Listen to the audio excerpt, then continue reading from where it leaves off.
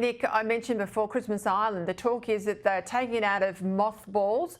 A whole lot of interpreters have turned up. They've been there for 5 days. Residents are spotting border force activity around the old centre. This tells me they are now admitting the people smugglers are back in game. This is chilling, Peter. I mean, I just hope that place would never be open again because, you know, it just carries those terrible memories of that boat being dashed ashore at the rocks and people dying before our eyes. We don't want to see this. And the fact that Labor has let our borders get out of control to a point where they're having to reopen Christmas Island really tells you something. As you know, it's a very expensive facility to run. It's not the ideal way to run a border policy, but that's what you're driven to do if things get out of control. So I think the fact that they're opening it is a clear sign that things are out of their control and they just don't know what to do about it.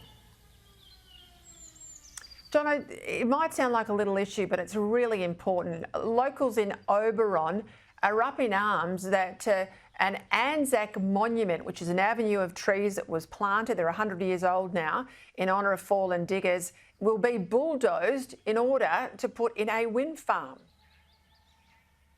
No, this is not a little issue at all. Where do we stop? Where do we draw the line with what expense is appropriate to foot when it comes to this pursuit of transition to renewables?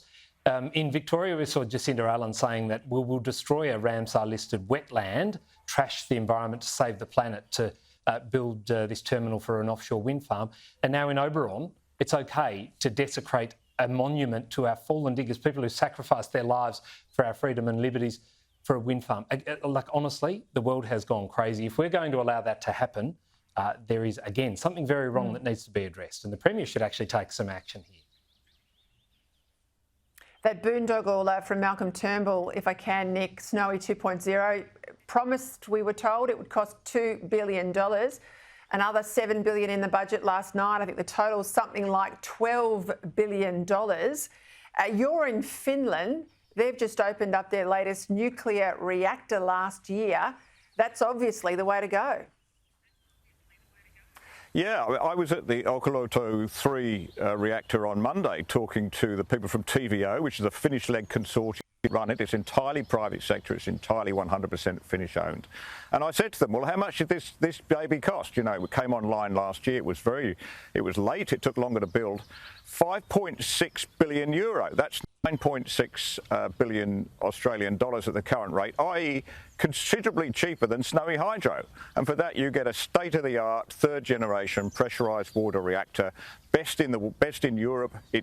And it's producing 1.6 gigawatt of power, which is, you know, like a fair-sized coal-fired power station 24 hours a day. So we are obviously going for second best. And Chris Bowen's continual claim that renewables are cheaper just doesn't stack up as soon as you get to a country like Finland, where they're actually doing the sensible thing and pushing ahead with nuclear. Geez, we're lucky to have you on the ground there at the moment. Nick, thank you as always. Gents, see you both next week.